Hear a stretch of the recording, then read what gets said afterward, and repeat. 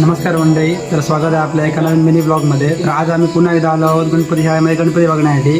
तर तुम्हाला दाखवतो काही गणपती रंगवून झाले आहेत, तर चला बघूया.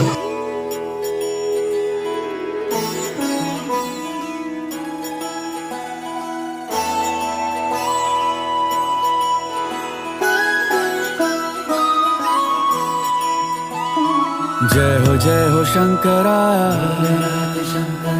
आदिदेव शंकरा, तेरे जाप के बिना चले ये सांस किस तरह। मेरा कर्म तू ही जान, क्या बुरा है क्या भला, तेरे रास्ते पे मैं तो आंख मूंद के चला।